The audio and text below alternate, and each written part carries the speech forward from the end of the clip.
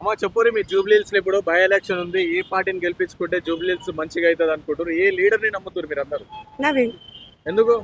మంచోడు, మనసున్న మనిషి, ఆ, మంచోడు కాబట్టి మేము నవీన్ సెలెక్ట్ చేసుకున్నాం, నవీన్ గెలిపిస్తాం. ఆ.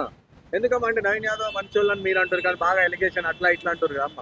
ఎవరెన్ని అనుకోని నవీన్ మంచోడు కాబట్టి మేమే గెలిపించుకుంటాం, మేమే మెజార్టీ ఓట్లతోటి మేము గెలిపించుకోవాలనుకుంటున్నాం. ఆ, ఎందుకమంటే ఎందుకు అట్లా నవీన్ అంటే ఏం చేసిండండి మీ జూబ్లీహిల్స్ కి? ఆయన ప్రభుత్వంలో లేనప్పుడే ప్రతి మనిషికి పలకరింపులు, నవ్వులు, స్మైల్, ప్రతి ఒక్కరికి హెల్పింగ్ చేస్తాడు. దానివల్ల మాకు యూత్ కావాలి, మా పిల్లల భవిష్యత్తు బాగుండాలి అని కోరుకుంటున్నాం. అందుకు మేము నవీన్ సెలెక్ట్ చేస్తాం. అంటే ఇక్కడ ఏం చేసి జూబ్లీహిల్స్ ప్రజలకి నవీన్ యాదవ్ ఏం చేసిందంటే ఏం చెప్తారా? ఒక్కటంటే చెప్పగలుగుతాం, రెండు అంటే చెప్పగలుగుతాం, ఎన్నో చేసింది ఏం చెప్పలేము, అన్నీ ఉన్నాయి. ప్రతి ఒక్కళ్ళకి ఉంది, ముసలోళ్ళకి నుంచి వయసుల దాకా ప్రతి ఒక్కరికి హెల్పింగ్ చేసింది. కానీ నవీన్ యాదవ్ గెలిపిస్తే మొత్తం హైడ్రా వస్తుంది, బుల్డోజర్ వస్తుంది, కాంగ్రెస్ ప్రభుత్వం మీ ఇల్లు గుల్ల కొట్టేస్తుంది అంటారు కదా బీఆర్ఎస్ వాళ్ళు. అంటే అంతకుముందు పార్టీలో కాంగ్రెస్ లో ఉన్నప్పుడు అట్లా చేసిరేమో, కానీ ఇప్పుడు నవీన్ వచ్చినాక అలాంటి చెయ్యరు, అలాంటివి జరగవి.